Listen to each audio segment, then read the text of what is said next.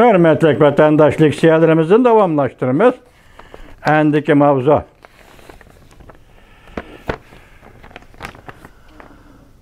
...2021 yıl 6. ayının 6. günü çislağa bugün mavzumunda.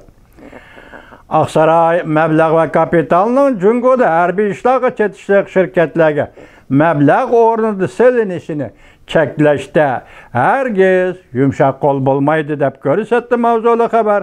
6. ayının 5. günü Amerika avazına ıhtaytılıp programımız ilan kılındı.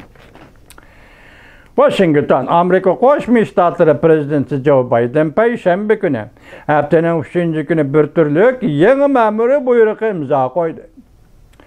Bu buyrukta Amerika şirketlerinin Jungo bilen bolgan soda münasebetleri de Jungo'da hərbi işlağı münasebetlik 59 yürüşlük şirketke məbləğ selişini çeklep Jungo hərbi işlağı şirketlerinin tehditke takabul tırışı körüstülgen. Müşüsen 59 mu 49 mu geçirenler vatandaşım. Aksaray bu kararını ilan kılganda Amerika'da hükümetinin kılçı işkilenmey. Amerika kapitalının Jungo devlet müdafiyesi bağlı şirketlere kirişini çekteydi kallığını görüspet. Amerika Devlet Müdafiye Ministerliği ötken yılı 6. aydan beri 3 kıtam özgertkendiğin kiyen cemi 44 yürüyüşlük Jungo hərbi tarafki münasebetlik şirketlerini Jungo hərbi taraf şirket tizimligi kirgizgen. Sabık Prezident Trump ötken yılı 11. ayda muşu tizimlikке asaslanıp memuri buyruk çıkarıp Amerika şirketlerinin Jungo'da alakadar şirketler məbləğ selişini çekligen. Bu katem yeni çekleş buyruğu Jungo hərbi sanat şirketleri çeken ayetilip qarı tizimlikki düşken. Jungo hərbi taraf şirketlerinin tizimligi 44 yürüyüşlük şirketten 49 yürüyüşlük şirket küpeytildi. 49 iken 49'da bir saplan vatandaş.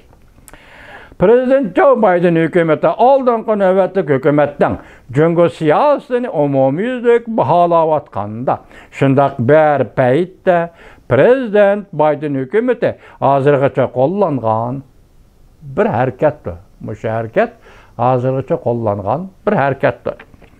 Avustralya Stratejilik Tədqiqat Oruna tədqiqatçısı Audrey Pertzer mundaq görsetdi. Bu hareket Prezident Joe Biden hükümetinin Jungo'ga besem işilti siyasini davamlaştırdıqallıqını görüsüp berdi. O Amerika avaz ziyaretini kabul kılgandı. Mundaq görsetdi. Bu hareket hakikaten bu nöbetlik hükümetinin Jungo'ga ciddi münasebetli boluduğallıqını Prezident Trump hükümeti Jungo'nun her xil tehdidiga duch kelgandek nöbetki Prezident Joe Biden hükümetinin bu Jungo tehdidiga davamlı zarb beradiganligini ko'rsatib. Vaziyetimiz ve leksiyalarimiz neşegice hürmetlik vatandaşlar.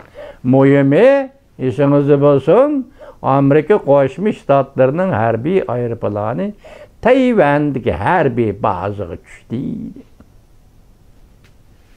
Vaziyat shu.